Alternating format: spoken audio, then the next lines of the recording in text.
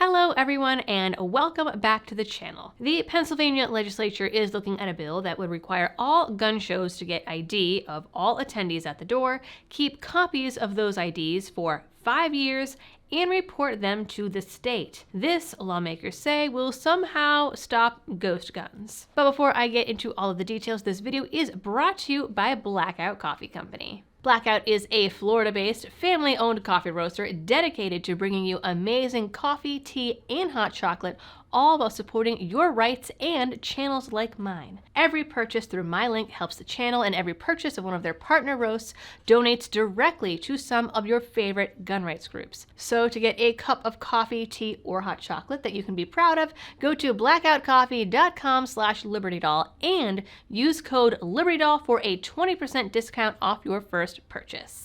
The bill HB 1563 was introduced by Pennsylvania Rep. Ammon Brown on January 9th. Besides requiring gun shows to take copies of everyone's ID at the door and keep them for years, the bill would require the gun show owners to give up the personal information of attendees, not even people who actually made purchases, just showed up, to the state attorney general, any county prosecutor, or any police department on request for any reason, no questions asked, which sounds like a violation of a few different rights.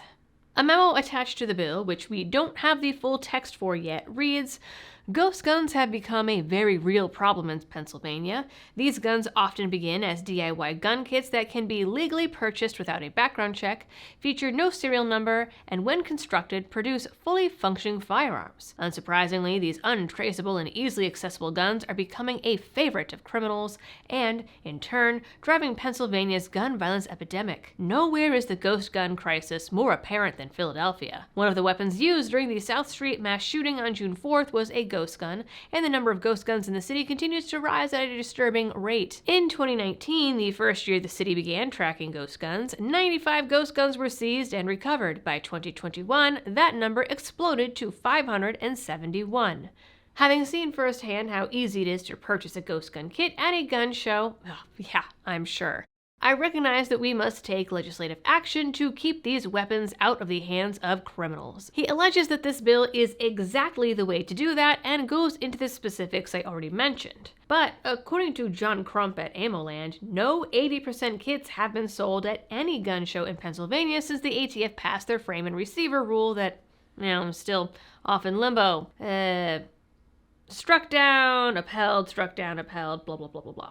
Now, Brown was also behind the pressure that led Eagle Arms to ban JSD supply from their gun shows. We talked about the JSD controversy here ages ago, but since then, JSD actually bought the gun shows and started vending at them again. Jordan Vinrow, JSD's owner, now owns every gun show in Pennsylvania, so basically he's in the crosshairs again.